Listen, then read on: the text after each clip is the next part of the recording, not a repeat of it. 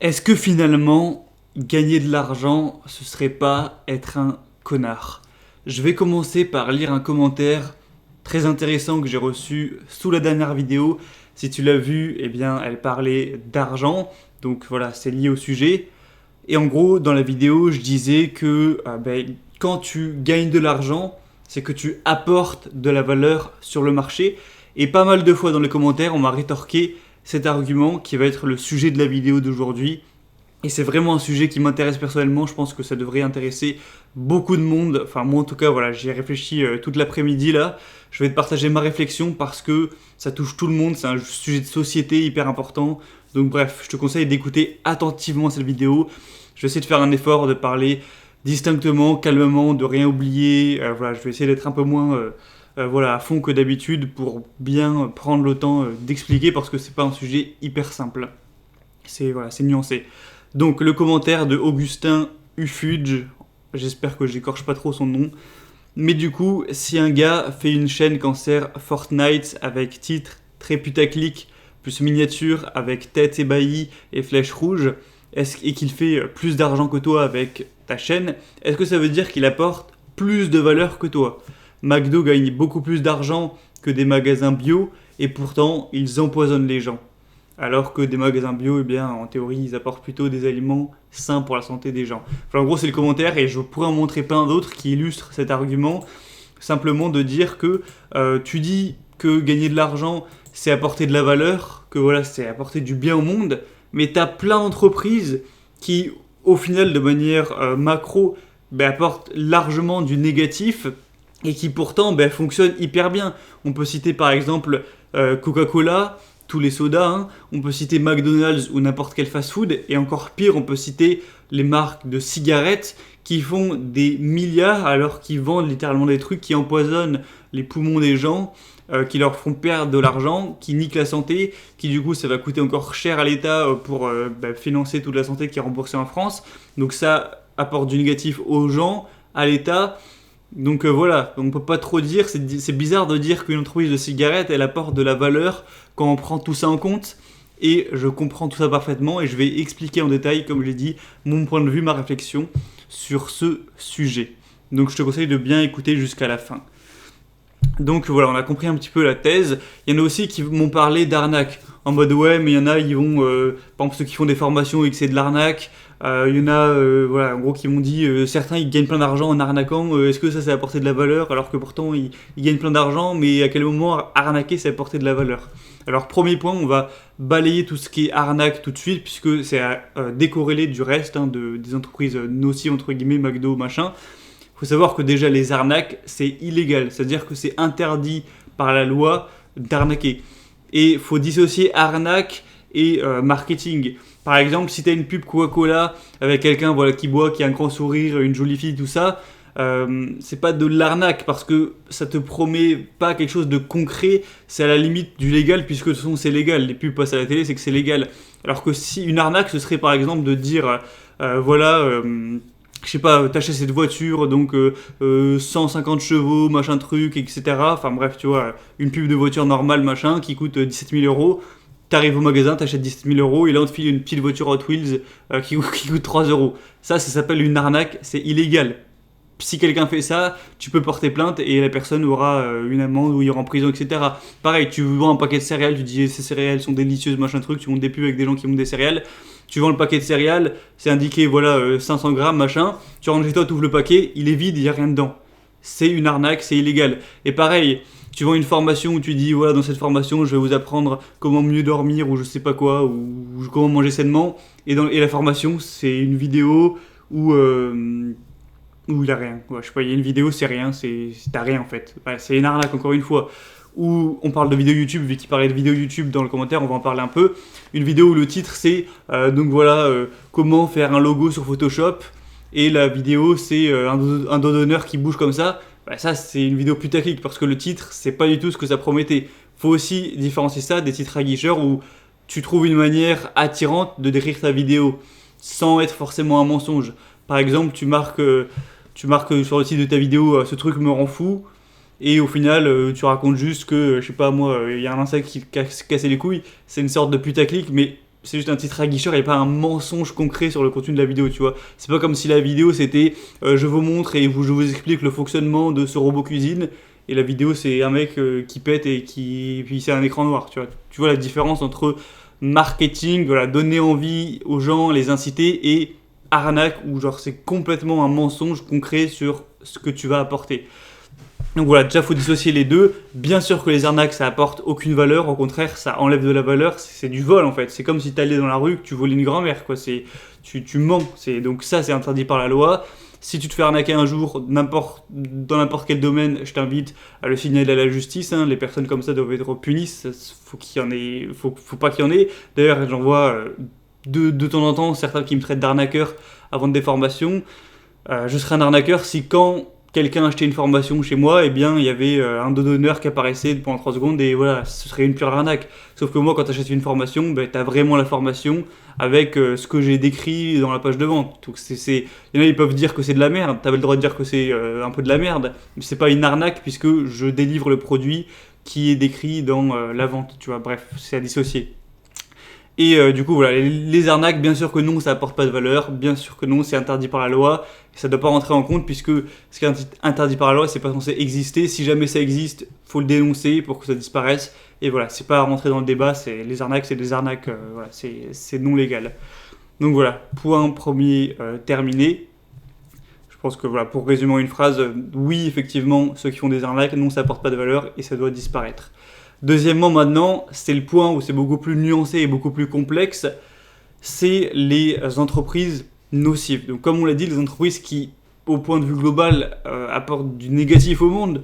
Une entreprise de cigarettes, une entreprise de soda qui rend obèse, qui crée des maladies, tout ça, et qui pourtant brassent énormément de fric, donc selon mes dires, elles apportent de la valeur. En fait, déjà, premier point, je pense important voilà, à rappeler, c'est que déjà, tu as plusieurs manières de consommer les services ou les produits d'une entreprise.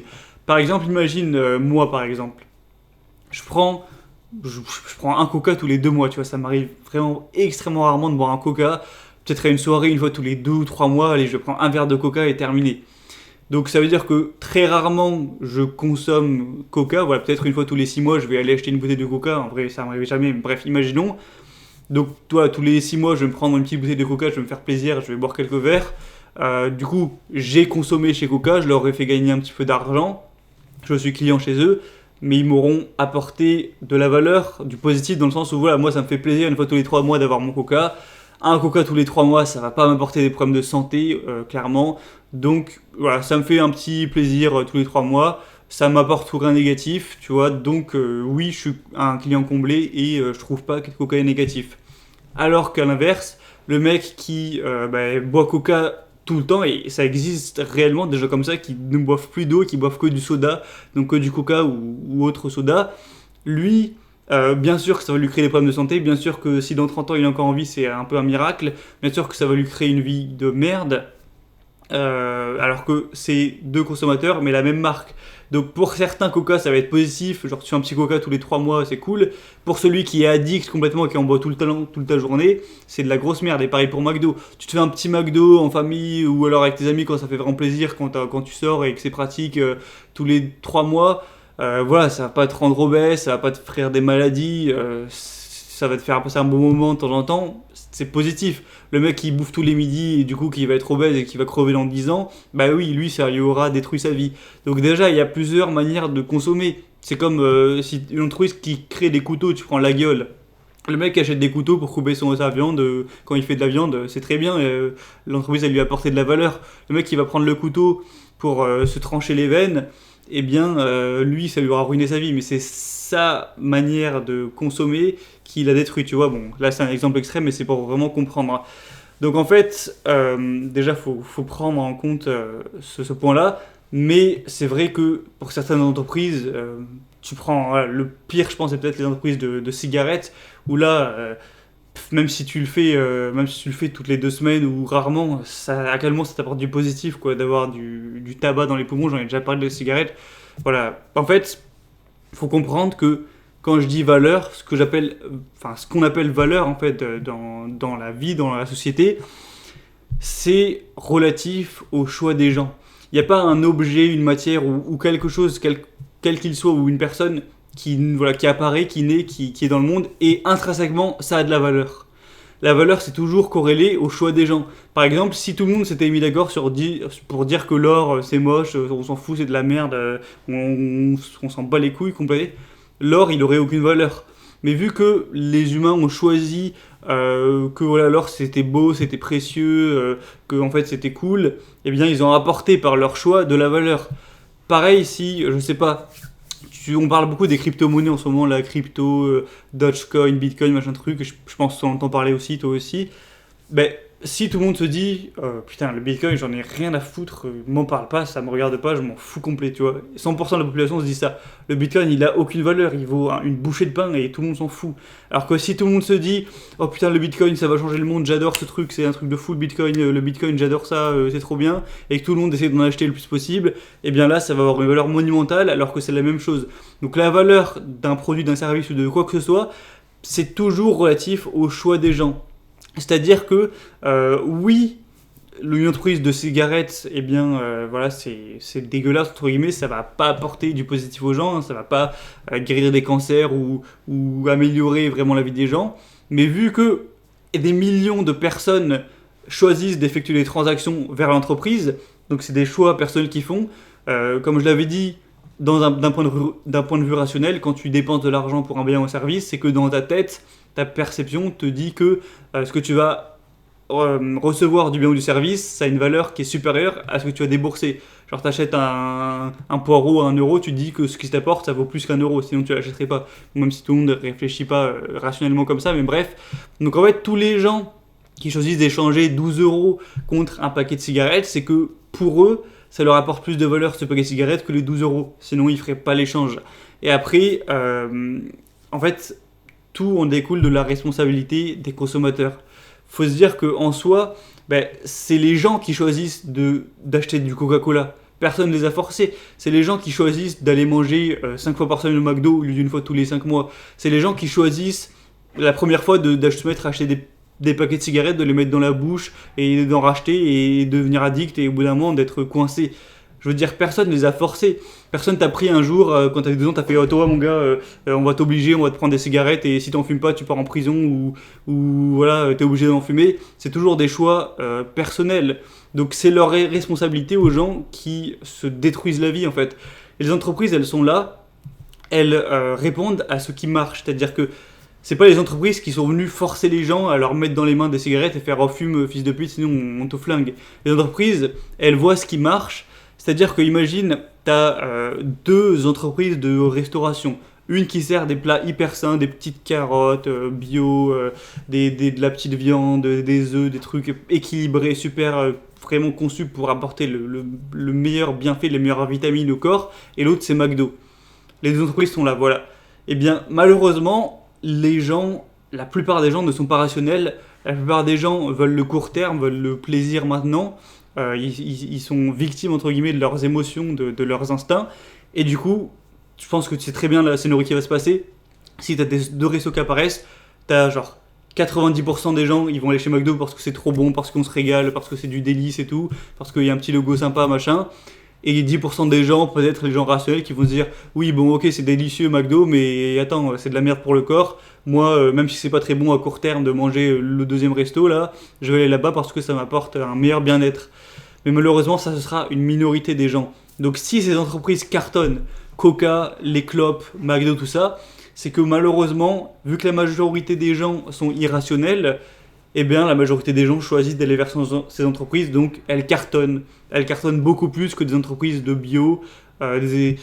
Moi, voilà, je suis rationnel, je pense que si tu suis ma chaîne assidûment, je pense que tu l'es aussi. Et au bout d'un moment, voilà, on sait qu'est-ce qui apporte de la valeur. On sait que voilà, une entreprise qui vend du bio, qui vend des aliments sains, elle apporte de la valeur. Une entreprise des écrivains qui écrivent des super livres voilà, sur des sujets hyper intéressants qui améliorent la vie de gens de fous, on sait que ça apporte de la valeur. Une salle de sport voilà, qui te permet de faire tout le sport dont tu as besoin, etc., pour te défouler et tout ça, on sait que ça apporte de la valeur. Enfin bref, il y a plein de produits et services qui vraiment sont sains pour la population. On sait aussi il va pas refaire la liste, mais t'as plein de produits et services qui, par contre, c'est un peu de la merde, tu vois, les clopes. Mais les gens, en fait, réfléchissent pas rationnellement, malheureusement. Les gens, ils ont 14 ans ou 15 ans, ils sont au lycée. Ce qu'ils veulent, c'est faire les durs, essayer d'être populaire, essayer d'impressionner, de se dire ouais, moi je suis un dur, je sais pas quoi, pour pouvoir impressionner la gonzesse de sa classe et espérer un jour la baiser. C'est ça que le mec qui réfléchit quand il a 15 ans et qu'il est encore plus con que ce qu'il sera plus tard. Et du coup, malgré tout ce qu'il sait, parce qu'on le sait que les clubs c'est mal, je veux dire, il y a même des fois dans les écoles des intervenants, etc. Malgré qu'il sache qu'à long terme c'est de la merde, il va aller chez son paquet de clopes, il va se mettre devant le lycée, il va bien montrer à tout le monde qu'il fume, il va poster des photos sur Instagram ou sur Snapchat en train de fumer pour bien le montrer à tout le monde que c'est un dur et qu'il fume et qu'il s'en bat les couilles, que ça va lui niquer ses poumons parce qu'il est trop fort, pour essayer de baiser la nana de sa classe. Et du coup, c'est lui qui va choisir, en pensant à court terme, donc de ce que ça va lui apporter de se la péter à fumer une clope, et qui va sacrifier le long terme de voilà, à 40 ans j'aurai un cancer et je crèverai et je verrai pas mes enfants grandir. Il va faire ce choix parce qu'il n'est pas rationnel, parce qu'il voit tout simplement le court terme, et c'est exactement pareil pour les gens qui mangent un McDo trop abusément, qui boivent plein d'alcool. J'en ai pas parlé d'alcool, mais c'est aussi pareil. Hein. Pareil pour Coca, tout ça, moi regarde l'alcool.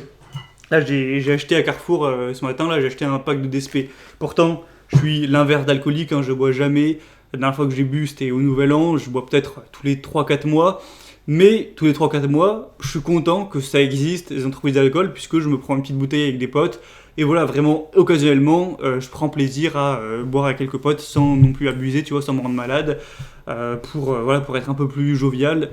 Voilà, pour moi, ça m'apporte de la valeur parce que je pense que je suis quelqu'un de rationnel. Je sais doser les choses à court terme, à long terme. Et du coup, même les entreprises entre guillemets nocives, vu que c'est rare, j'arrive à pour moi que ça m'apporte de la valeur, même si au jour le jour je consomme presque uniquement des entreprises ou des biens et des services qui sont positifs pour ma vie, tu vois. J'achète presque aucun sucre, je t'en parlerai prochainement, mais j'ai arrêté le sucre là, j'achète jamais d'alcool, je fume pas, etc., etc. Bref. Donc, toutes les entreprises qui cartonnent, oui, elles apportent de la valeur. Elles apportent de la valeur parce que des millions de personnes, énormément de gens choisissent de consommer chez elles. Est-ce que c'est con? Oui, parce que malheureusement la plupart des gens, c'est pas qu'ils sont cons, mais c'est qu'ils pensent à court terme, qu'ils sont irrationnels. Donc bien sûr, à cause de toute cette majorité qui est irrationnelle, la plupart des entreprises qui réussissent sont irrationnelles, vendent des produits et des services qui à court terme souvent sont négatifs. Mais c'est comme ça, et en fait, je pense qu'il faut apprendre à dissocier la différence entre valeurs rationnelles, comme on l'a dit, donc les livres, la bonne bouffe, les salles de sport, les cours, l'éducation, etc., qui, objectivement, il faut le dire, ça améliore la vie de certaines personnes, et valeurs marchandes, donc ce qui fait du chiffre, ce qui marche. Et YouTube, c'est un bon exemple pour ça. Par exemple, imagine, tu montes une chaîne YouTube très pro, très propre, je sais pas moi, où tu donnes des conseils de nutrition. Voilà, tu es un expert en nutrition et tu fais vidéo 1, donc la vitamine C. Donc voilà, bonjour, je suis nutritionniste, la vitamine C ça apporte ça, ça, ça. Voici, c'est les aliments dans lesquels vous pouvez en retrouver. Et voilà, des vidéos entre guillemets un peu chiantes, mais qui vont apporter des conseils très positifs pour la vie de chacun. Et à côté, t'as la vidéo du gamin de 15 ans qui prend n'importe quoi, qui joue à Fortnite, qui met les titres guicheurs de partout, avec des miniatures, avec des nanas gros nichons, ou sa gueule de partout, tu vois, comme certains peuvent faire. Hein. Moi, je connais pas trop de youtubeurs qui font ça, je regarde aucun, mais voilà, ça existe et je le sais. On pourrait se dire, le premier, il apporte plein de valeur, et le deuxième, c'est la chier ce qu'il fait. Et pourtant, le deuxième, il va faire énormément plus de chiffres que le premier. On le sait très bien. Donc on va se dire, comme l'a dit le commentaire, mais c'est pas logique, le nutritionniste, il apporte plus de valeur, alors que le deuxième, non. Et c'est ce qu'on m'a dit. Il m'a dit, en gros, toi, avec tes vidéos de développement personnel, etc., de travail sur soi, t'apportes plein de valeur, alors que le mec Fortnite, il apporte aucune valeur. C'est la différence entre valeur rationnelle et valeur marchande. Effectivement, pour les gens rationnels, on va être d'accord sur le fait que le mec nutritionniste, il va apporter plus de valeur que le mec Fortnite. Mais comme on l'a dit encore une fois, la plupart des gens ne sont pas rationnels. La plupart des gens, ils vont sur YouTube parce qu'ils s'en foutent, ils veulent se détendre de leur journée d'études ou de boulot, ils veulent pas s'éduquer, ils s'en branlent, tu vois.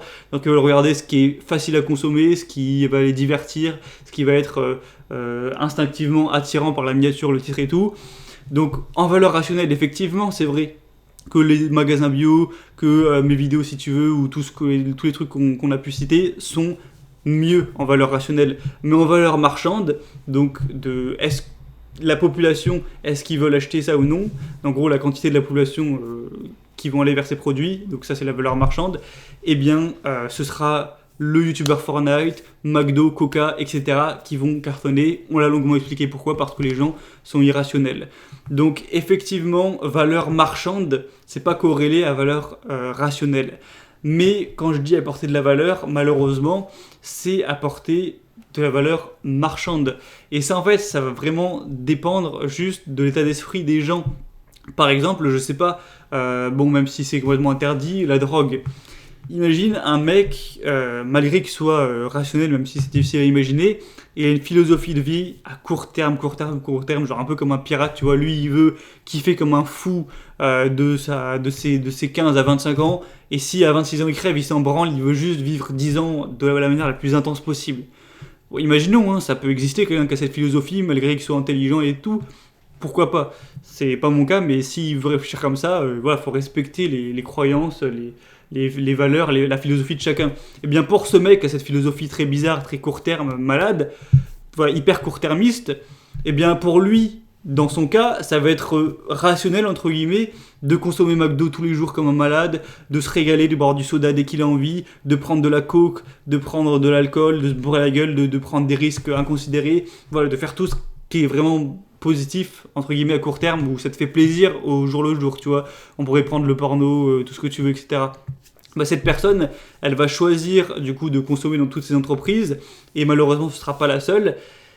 Et du coup, oui, pour toutes ces personnes qui ont des philosophies différentes, ou alors qui sont tout simplement irrationnelles, un bout d'un moment, il faut le dire, eh bien oui, pour elles, ça leur apporte de la valeur. Donc nous, et je pense les personnes sur la chaîne, on en fait partie, et moi j'en fais partie, qui sont plus du côté rationnel, même si je suis certainement pas parfaitement rationnel, sinon je pense que c'est pas possible.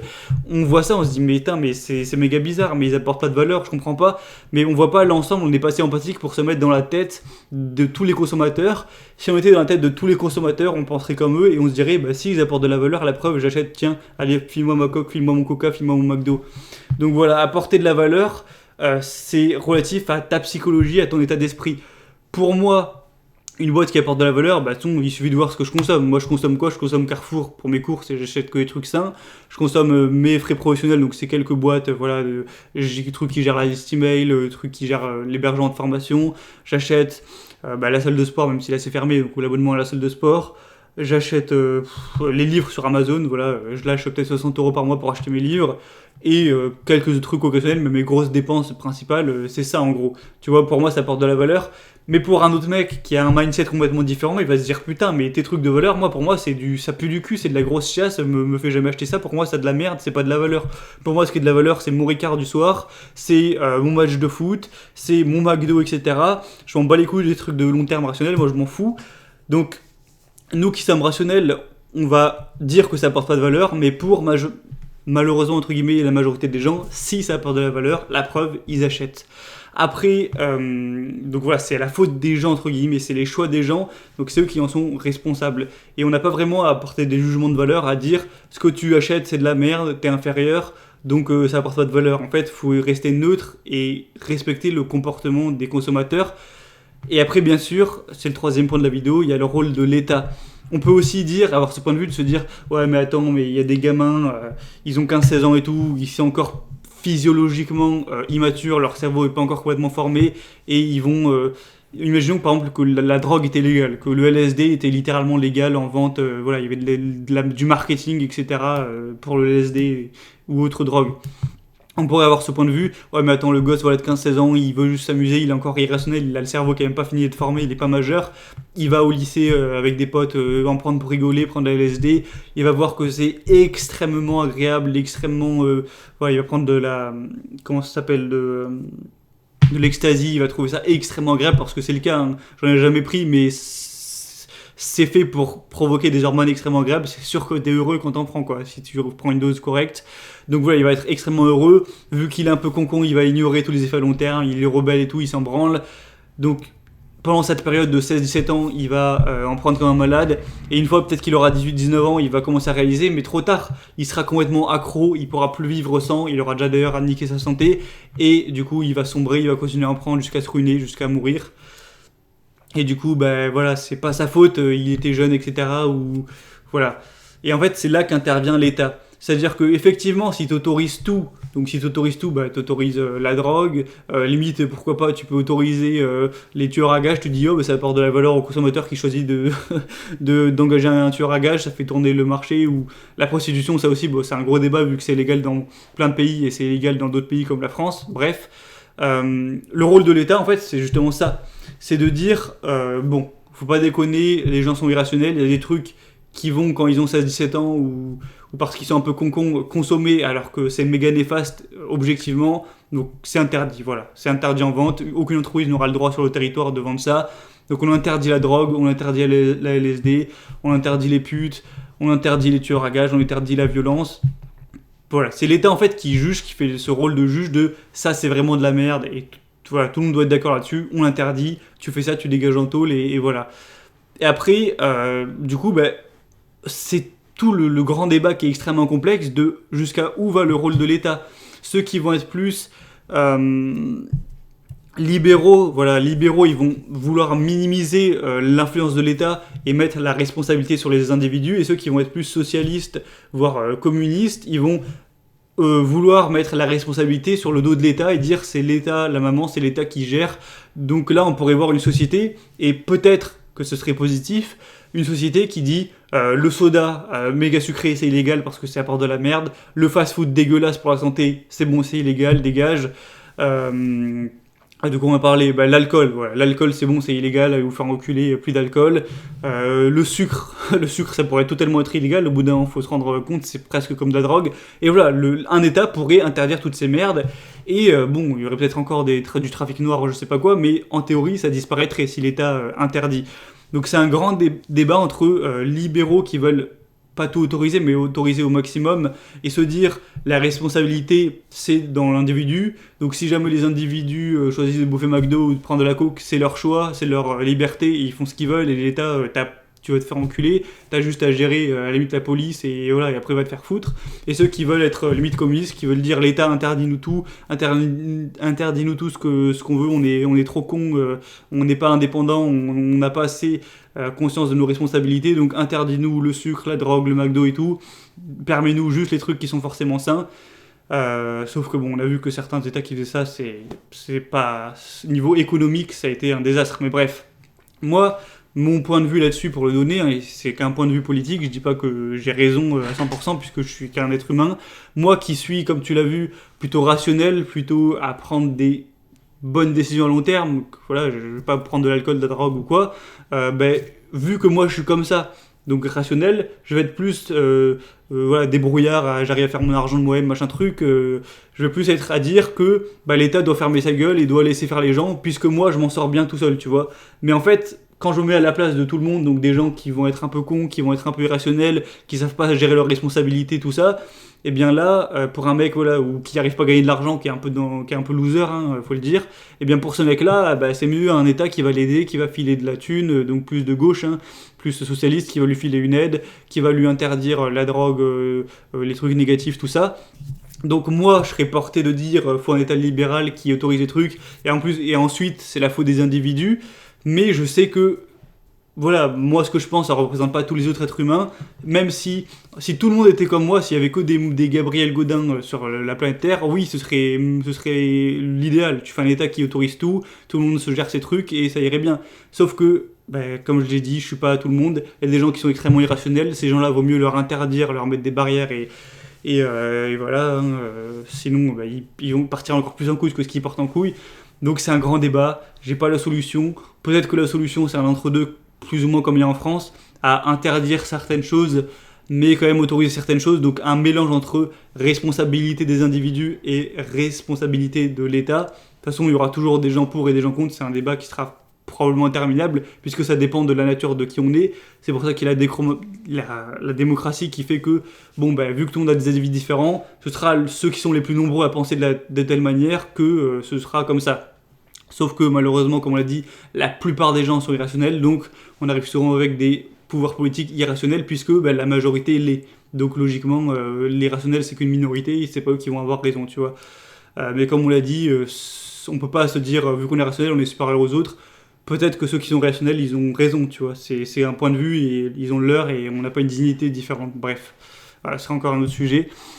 Du coup, la solution, entre guillemets, selon moi, la meilleure, en tout cas la moins pire, ce serait d'éduquer le plus possible les gens, en fait d'essayer de diminuer au maximum le nombre de gens irrationnels, donc voilà, qui vont acheter un peu comme des cons, voilà, qui pensent à court terme. Donc comment faire pour les éduquer? Voilà, moi j'essaye de faire à ma manière avec les vidéos YouTube, avec les formations, tout ça. Sauf que bon, le mec est complètement irrationnel, il regardera jamais mes vidéos, il voit un mec qui parle voilà, pendant 20 minutes sans montage, il dit allez, je dégage moi ça, il regardera même pas mes vidéos. Donc au final, j'essaye entre guillemets d'éduquer les gens avec ces vidéos, mais les gens qui viennent sur mes vidéos, c'est des gens qui sont déjà relativement éduqués, même si je sais très bien que j'ai aidé pas mal de personnes, que j'ai fait prendre conscience de certaines choses à plein de personnes, mais bon, les gens vraiment au fond de l'irrationalité, ils s'en branlent de mes vidéos, tu vois, ils pensent à court terme, ils veulent juste des trucs consommables, donc c'est pas une solution en soi. Donc il faudrait peut-être mettre ça dans l'école, vu que ça tout le monde y passe, voilà, dans l'école primaire, essayer au possible comment dire, de mettre dans la tête des gens que voilà, c'est mieux d'être rationnel, mais encore une fois c'est un point de vue, donc est-ce que ce serait bien d'imposer ça à tout le monde? Mais voilà, je pense que la solution pour moi, pour qu'il y ait plus de problèmes, ce serait de trouver la solution pour faire changer de mindset aux gens, que tous les gens pensent à long terme au possible, et du coup, tous les gens arrêteraient d'abuser de McDo, ils arrêteraient d'abuser de soda, ils arrêteraient d'abuser d'alcool, ils auraient de l'autodiscipline, en fait, c'est un des plus gros principes de ma chaîne, l'autodiscipline, et du coup, si tout le monde était autodiscipliné, t'aurais plus personne qui abuserait de l'alcool, du soda, des fast-food, et t'aurais beaucoup moins d'obèses, beaucoup moins d'alcooliques, beaucoup moins de maladies, beaucoup moins de drogués, voire plus aucun, etc. Et le monde se porterait mieux. Et les entreprises qui réussiraient, donc qui feraient des cartons, ce seraient que des entreprises qui apportent masse valeur rationnelle, tu vois. Et ce serait plus des McDo, Coca, tout ça. Mais malheureusement, à l'heure d'aujourd'hui, les gens en majorité sont encore irrationnels. Et ma mission, entre guillemets, à travers cette chaîne YouTube, c'est d'essayer de changer les mindsets, mais c'est carrément pas facile pour la raison que j'ai expliqué avant. Donc voilà, c'est un petit peu ce que j'avais à dire sur le sujet. Il faut essayer de changer les mindsets. Et tu vois, il y en a par exemple, quand j'affiche, je prends un exemple, quand j'affiche mon physique en mode avoir le six-pack, être musclé et tout, il y en a qui me critiquent, qui me disent ouais, tu veux te mettre en avant, c'est parce que t'es orgueilleux ou je sais pas quoi, tu veux mettre la honte au gros ou je sais pas quoi. En fait, j'ai l'impression que dans la société dans laquelle on est, c'est limite un peu cool de faire des choix irrationnels. Genre, si jamais tu parles de lire des livres ou de faire de la muscu à fond, etc., on va te dire que t'es orgueilleux, que tu te la pètes. Si tu parles de travailler sur toi à fond pour gagner de l'argent, on va un peu te critiquer, surtout en France, notamment. Alors que, si c'était vraiment mal vu de fumer, si dès qu'un mec fumait, tout le monde se foutait de sa gueule, tout le monde lui disait putain mais t'es con toi, mais t'as deux neurones, etc. Au lieu de trouver ça stylé et de dire oh il fume, il est courageux, c'est un bad boy, je sais pas quoi, ce serait complètement con, t'aurais beaucoup moins de gens qui seraient incités à fumer, puisque la première raison des gens qui se mettent à fumer, c'est pour se la péter. Donc c'est que c'est valorisé, bon chez les collégiens et les lycéens, mais bon, et je veux dire pareil, c'est stylé de boire de l'alcool. Voilà, on se dit ouais moi je suis un dur, j'enfile 3 bouteilles de vodka, c'est stylé stylé, je sais pas, mais bon, c'est entre guillemets cool de prendre des bonnes bouffes, de prendre des grosses raclettes, etc. Vu comme on l'a dit, la majorité des gens sont irrationnels, donc ce qui plaît à la majorité des gens, c'est ce qui est stylé. Et du coup, les mecs qui sont comme moi, avec leur haricot vert, leurs livres et leur musculation, on se fout un peu de leur gueule, alors que si tout le monde faisait comme moi au possible, donc se mettait en avant quand t'as un putain de corps, quand t'as lu plein de livres, quand t'as travaillé sur toi à fond et tout, ça mettrait entre guillemets un peu la honte aux gens, faut le dire, ça stigmatiserait les obèses, les cons, ceux qui passent leur soirée devant la télé, qui lisent pas un bouquin, ça stigmatiserait les pauvres qui en branlent pas une et qui essaient même pas de travailler pour apporter de la valeur et gagner de l'argent, ça stigmatiserait les cons qui fument, les gens qui fument, les gens qui boivent, et ça diminuerait les chances des gens de faire ces actions-là, tu vois. Alors qu'aujourd'hui, c'est limite cool. Donc en changeant les mindsets, déjà t'aurais moins de gens qui feraient ces choix-là. En plus, t'aurais une psychologie globale c'est la honte de faire ce genre d'action irrationnelle. Donc il y en aura encore moins, effet positif, boule de rétroaction positive. Et peut-être que dans ce monde-là, ça pourrait changer. Mais malheureusement, tous ces comportements, c'est aussi ancré dans les gènes. C'est pas que des choses qu'on peut changer. C'est tout un travail de réussir à se contrôler ses pulsions, parce que moi aussi, hein, je suis attiré par la malbouffe, par l'alcool, enfin bon, par l'alcool pas trop, mais moi aussi je suis attiré par le court terme en théorie. C'est juste que je me conditionne par ma discipline à faire des actions différentes.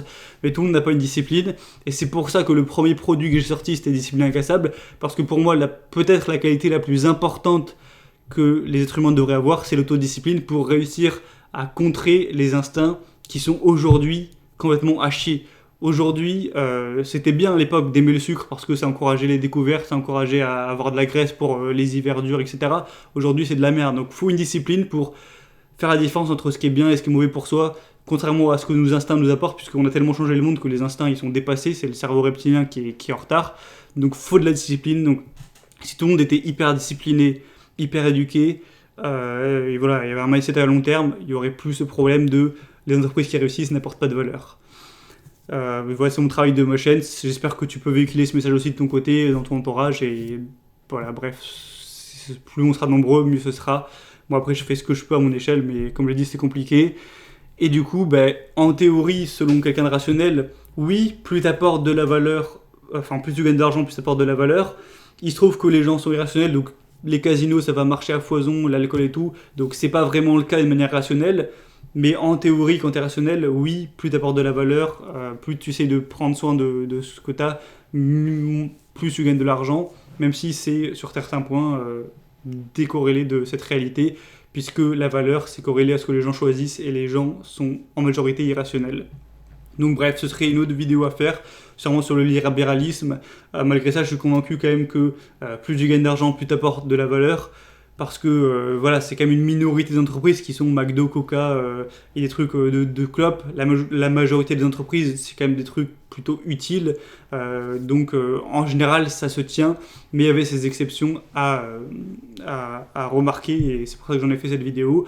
Mais de manière générale, oui, essaye de gagner le plus d'argent possible, de la manière la plus éthique possible. En fait, si tu es quelqu'un de rationnel et d'éthique, et moi je le suis, eh bien, tu devrais faire quelque chose, enfin, tu vas pas monter une société de clubs, quoi. Après, il y en a qui me posent souvent des questions, ouais, mais du coup, tu fais ton business Amazon, est-ce que c'est éthique? Pour moi, c'est neutre, mais je pense que j'en reparlerai, la vidéo va vraiment être trop longue, là, on arrive à 40 minutes. Donc, je referai une vidéo sur est-ce qu'il faut faire à fond quelque chose d'éthique, malgré que ça marche moins bien que quelque chose de non éthique pour faire de la thune. Donc voilà, on en reparlera, sinon ça va être trop complexe. Si tu veux, si tu as suivi la vidéo jusqu'au bout, je pense que c'est que tu es intéressé par la chaîne, tout ça, donc tu seras sûrement intéressé par l'email de dimanche. Si tu n'es pas encore abonné aux emails, je vais te parler d'un livre qui m'a frappé, voilà, sur un sujet qui n'avait rien à voir avec la vidéo d'aujourd'hui, mais c'est un livre qui m'a frappé. C'est rare, hein, mais là c'est vraiment fou, donc je vais te le partager les choses que j'ai apprises. Donc ce sera tout ça dans l'email de dimanche. Donc si tu veux le recevoir et que tu n'es pas encore abonné à la liste email, c'est le premier lien en description. Tu mets ton prénom, ton adresse email et dimanche tu recevras cet email sur le livre qui m'a frappé. Et c'est tout pour aujourd'hui. Bien sûr, mets ton avis en commentaire, tout ça. Et ça sera intéressant de lire ça. Ciao.